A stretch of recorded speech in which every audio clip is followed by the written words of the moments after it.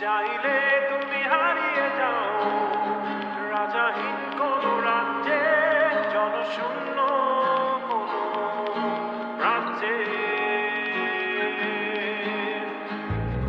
যদি চাও লাগিয়ে নাও এই স্বচ্ছ জল